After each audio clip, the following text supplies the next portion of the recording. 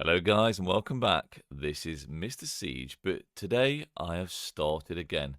Now, it didn't happen today, but about 6 days ago, I think this kingdom's about 6 days old now. Yeah, started a completely new account. Now, a bit random. I did have some ulterior motives at the time, and I don't know that they still stand or not. But I thought while I'm at it, I'm going to give you guys some tips of how to, start off a new account. Basically, 7 days old this server is now. I did start a day late, at least a day late, I think.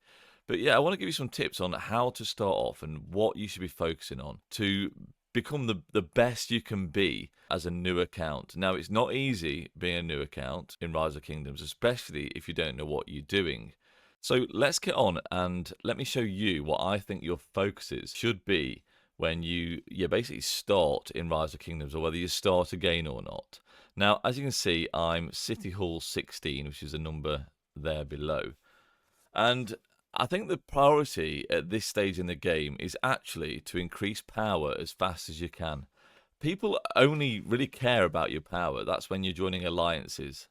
So if you look at my alliance, I'm currently in Shadow of Calm with the power 64 million. Now, unfortunately, this isn't the top alliance. And now I say unfortunately because I think that's absolutely huge, is joining the best alliance possible. And if you're in one of the best alliances, then obviously you're going to be gaining more things like from chests. Obviously, people, heavy spenders in these top kingdoms. Let's go look at some of the alliance members. We've got a 4 million player there, 7 million power player here. I mean, that's crazy. He's come out of nowhere, unless he's changed his name. And obviously, these players are buying obviously packs every single day. Not packs, but they're buying items in the shop and chests every single day to obviously gain power as quickly as possible. And if you manage to get in one of these alliances, obviously you need quite a high power now. I don't know. I'm not sure if free to play could get in one of these. Maybe crates there. Some of these players, they're way higher power than me. So I think most of these players are spenders. I mean, they've got to be. I don't think you can get to 1.5 million power without spending at all. I mean, even I've had to spend a little bit to just catch up slightly. But you want to be in one of these alliances, so you need to push power and get in a top alliance to get the best gifts you can out of the game. Obviously, I'm getting some because there is some whales in my alliance, and you will receive a lot more from these top alliances, and that will progress your account even faster. And that's what it's all about at this stage in the game. I mean, obviously, ultimately, you're going to want to be in the best alliance in your kingdom. But at this age, you're probably going to have top 3, top 4 alliances going into KVK1. Now, yeah, like I say, power increase, I think, is the biggest thing you can want in this point of the game right now. Now, things to look at in your city to increase power. So I want to discuss buildings to focus on in your city. Now, the number one priority is your city hall. As you can see, is here, and boosting City Hall as high as possible is the biggest priority, because you're going to get more units in your city, more dispatch queues, and obviously your power is going to go up with that too. And there'll be certain things obviously you need to upgrade to get this. Obviously, click on that. You've got your wall, and first of all you got to upgrade your tavern, and then before that you got to upgrade your quarry, and it will tell you which bits you need to upgrade before you get to that. So obviously you'll probably have one of each of these upgraded to quite a high level, which is obviously your resource production buildings in your city. Now, I'd also recommend upgrading these your building your unit building structures as high as you can as well. Now, I haven't got that far because I've been focusing on other things too, and I'm sort of running low on resources now at this stage. I've sort of hit a bit of a wall. And now another important one I would focus on would be your alliance center whenever I can find it. So your alliance center is here. Found it eventually. Now upgrading this will help with your helps. So times you can be helped, obviously, and then increases. So every time you build a building, you'll get 20 helps there. Obviously, when it's level 16.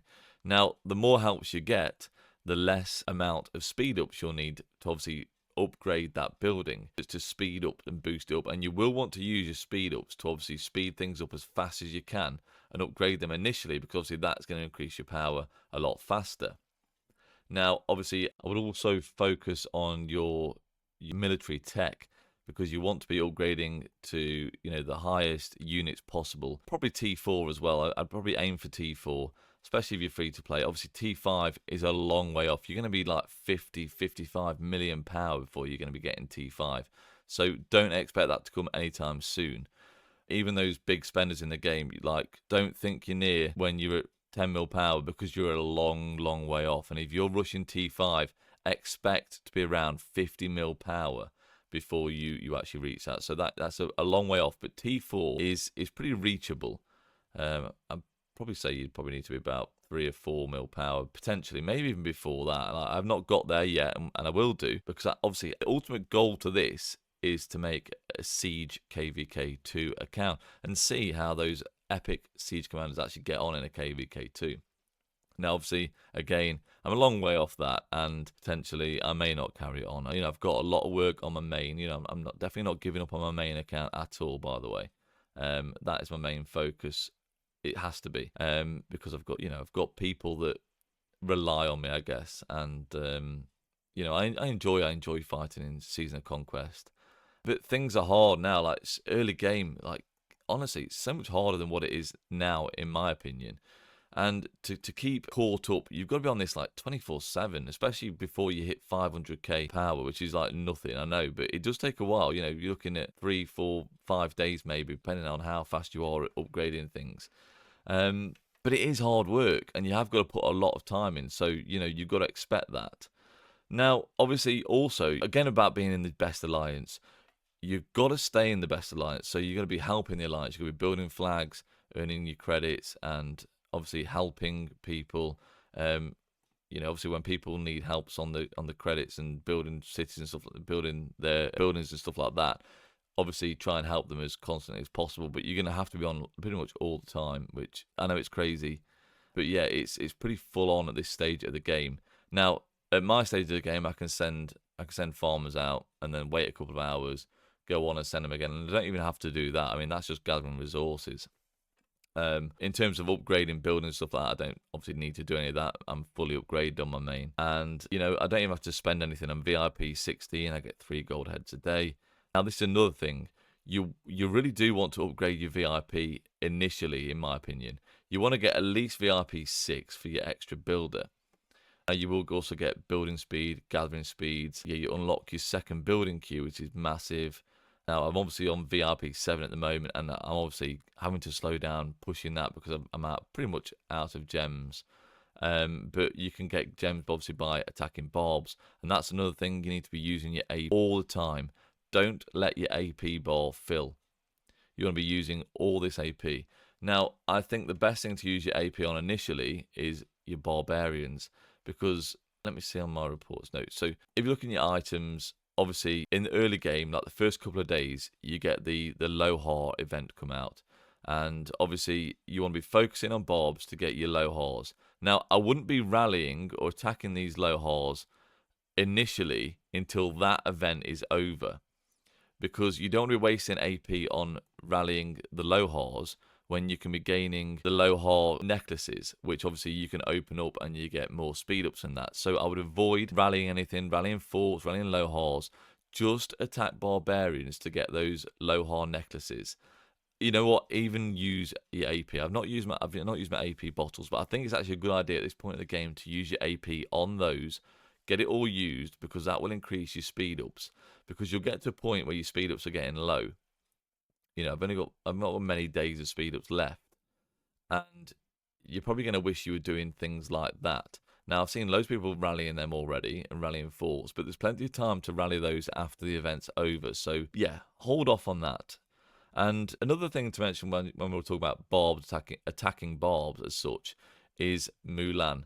Now, if you do get lucky and get Mulan, I don't know why this is simplified, but your primary and the secondary commander of this troop, when she's in a troop, will gain extra experience from defeating barbarians. So this will also level up your commanders a bit faster. So if you do get lucky and get Milan, then obviously try and get this third skill as high as possible, because I think that's probably the priority right now.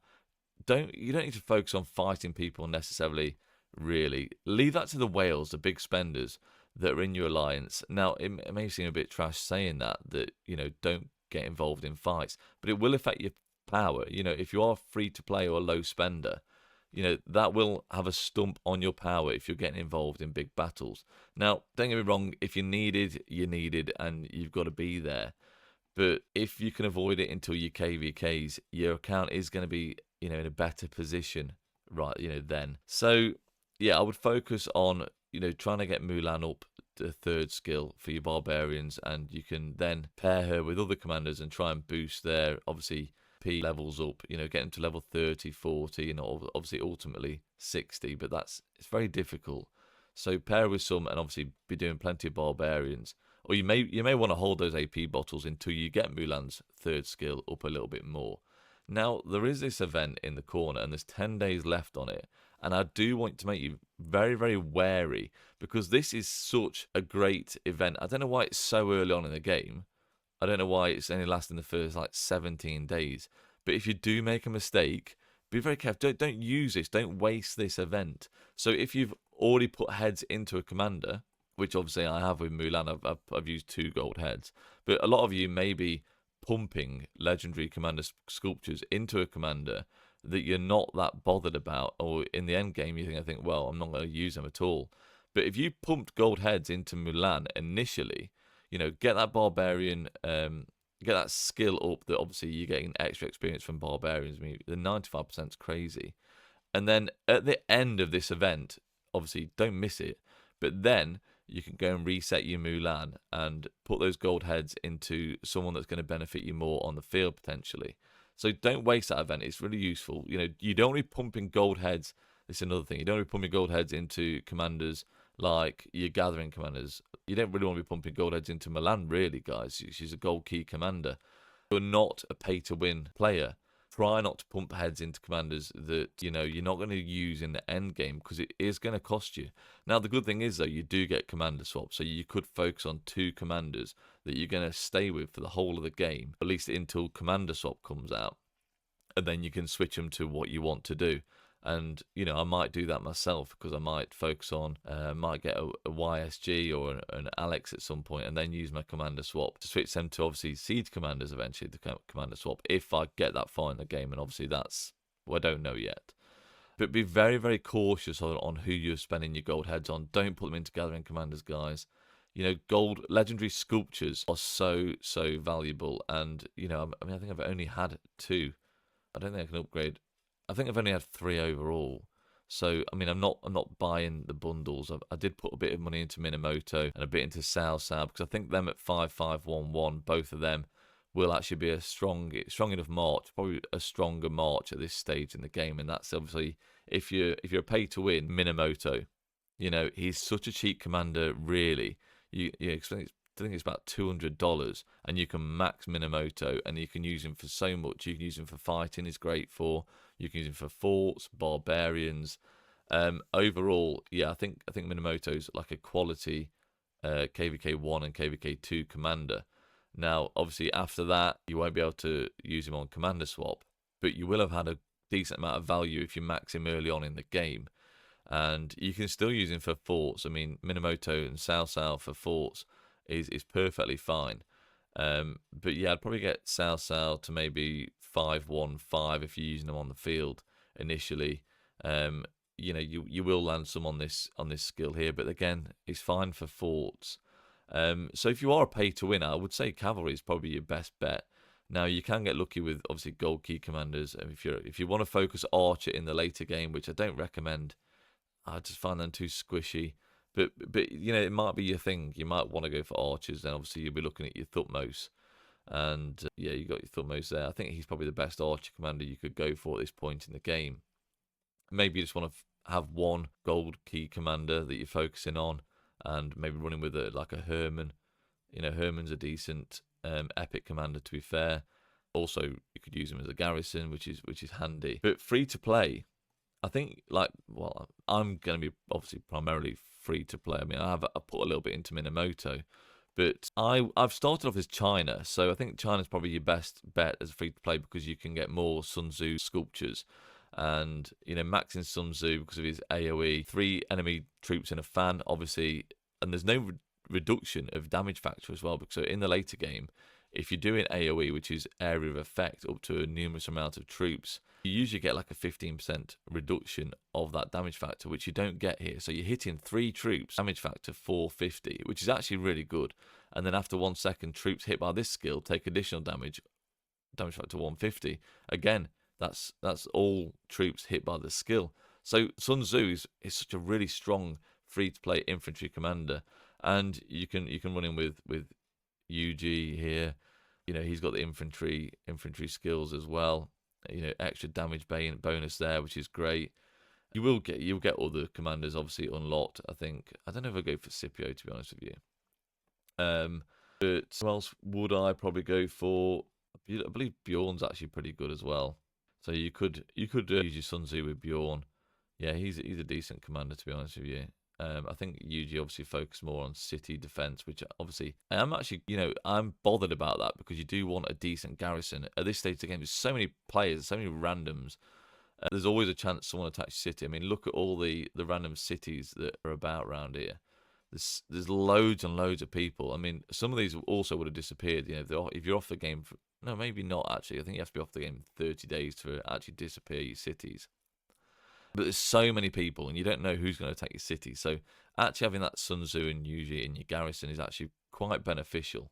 So I'd say they're probably your best free-to-play commanders, and your easily obtained ones. And your pay-to-win is, of course, your Minamoto, your Sao, because they're going to be the easiest to obtain, and they're so strong. Daily special offer, so you can actually get Sao in the daily special offer. It's reduced right now. Now I'm not saying go spend on the game, but if you're gonna spend on the game, I think Minamoto and Sao as your commanders are an amazing start, as I said before. Now, in terms of your focuses, I think you focus on your T4, like I explained before as well, because that's a great point. I think T5's a long way off. Like I said, if you're focusing on those T4, you can then boost your production, get these up, speed up some of your actually troop production too. You know, I've been speeding up some obviously to be able to attack barbs and stuff like that. Now, in terms of obviously getting to T4, you're going to need to gather a lot of resources. Now, you may want to produce a lot of T1 Siege. Okay, here we go, Mr. Siege. We're cooking now. Yeah, T1 Siege are absolutely like major in gathering resources. So get as many as you can, I guess as quickly as you can, when you get to a point where you're going to be wanting to gather lots of resources as quickly as possible. And also, keeping them farmers out for a long period of time, just you can take a bit of, chill a bit more then. You can gather higher level nodes, you can send obviously more troops out because you've got your city hall up and you've got a load of T1 Siege which gather resources better. They hold more resources, so you can send less troops to nodes. And obviously, if you do get attacked in a node, they are cheaper to heal as well. So yeah, you want to boost them as much as possible. Now, at this point of the game as well, when you're getting low on resources, you may want to consider obviously upgrading gathering commanders. So you could pair your Mulan with gathering commanders when you're attacking barbs to obviously boost their XP up a little bit. Now you want to be focusing on mainly their second skills, which will be gathering skills or gathering speed bonuses. So we'll look at the gathering commanders, gathering speed bonus there, load bonus. I think Joan's really good. Would I put heads into these commanders right now? I'm not so sure. I don't think it's, you're going to be wanting to waste heads on these commanders just yet, unless you've got absolutely loads of them and you're not really bothered about some of the epic commanders. I'd rather put my heads into ones like Sun Tzu, where you're going to be wanting to max those as soon as possible, get the expertise on those. I wouldn't put heads into Lohar either. You should be getting enough of those after the Lohar's necklace event, and you should be able to max him fairly easy once everyone starts rallying the Lohars. But yeah, your gathering commanders, I'd just try and focus those second skills if possible. So you can lock your skills, and you'd probably lock your first two there, save it, confirm, and then it's only going to land on one of these first two skills. So you've got a 50-50 chance you're going to get a bonus to gathering there. Now, in terms of talents for your gathering commanders, you don't want to be going for support or integration. I mean, actually, potentially on Joan, if you are going to use Joan in the field, because actually her first skill is pretty good for on the field, to be honest with you. So if you're running plenty of troops, you might be a max player where you're going to run your 5 marches, and your 5 nearby allied or friendly troops are going to be benefiting from her buffs here. 30% infantry health, 30% cavalry defense, 30% archer attack, and rage gain. So this first skill is kind of OP on the field. So you probably do want to be looking at getting on the field eventually. So you may want to actually put some gold heads into her. Healing factor obviously keep her alive as well.